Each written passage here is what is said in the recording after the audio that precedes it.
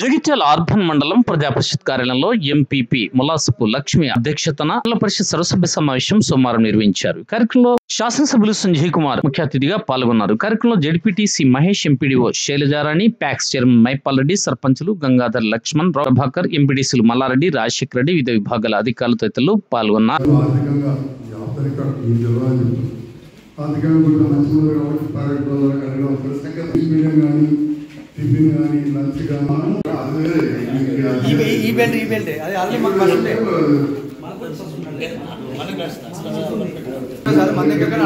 Railway station కలుపుకుంటే ఒంటరికాలని వాయ పెట్టచ్చు.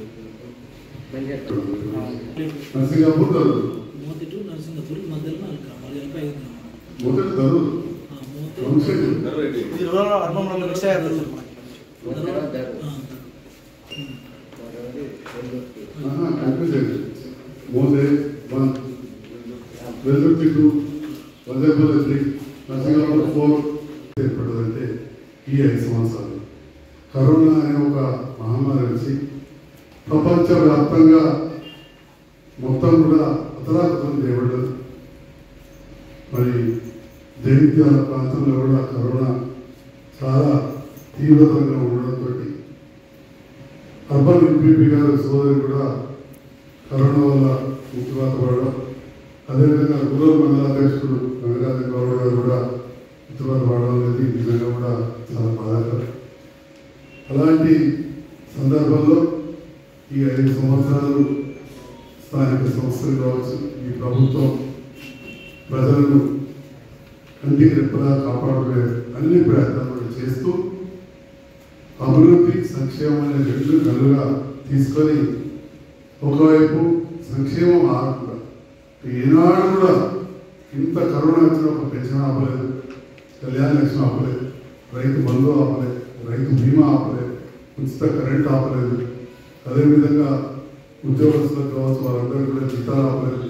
ఇవన్నీ పోగా కూడా బీద బడుగు బలహీన వర్గాలైన పిల్లకాడున్న ప్రతి వాళ్ళకు కూడా 1500 రూపాయలు వాళ్ళ అకౌంట్లో వేసిన ప్రభుత్వం మన తెలంగాణ రాష్ట్రంలో. అంతేకాకుండా ఎంతోమంది వలస కార్మికులు మన ప్రాంతానికి వస్తే సోదరుడు రాజశేఖర రెడ్డి గారు ఇక్కడ డిప్యూటీ గారు ఆ పక్కనే క్వారీలో పనిచేయడానికి వేరే రాష్ట్రాల నుంచి వచ్చిన వారికి కూడా మనం బియ్యం అన్ని రకాలుగా ఇచ్చి వాళ్ళని ఆదుకున్న ప్రభుత్వం.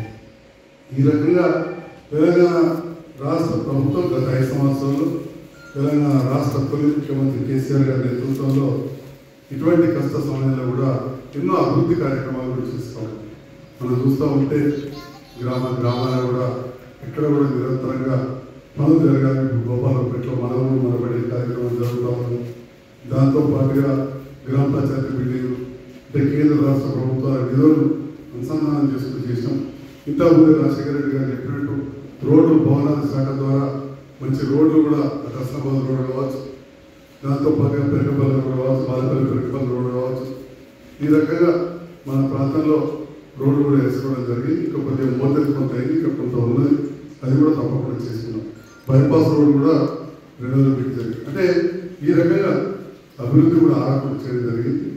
దాంతో పాటుగా మిషన్ భగీరథ కంటిన్యూస్గా ఉంటుంది. దాంట్లో భాగంగా కూడా నీళ్ళ ట్యాంకులు కట్టుకున్నాం మొదలు. అదేవిధంగా రైతు వేదికలు నిర్మించుకున్నాం.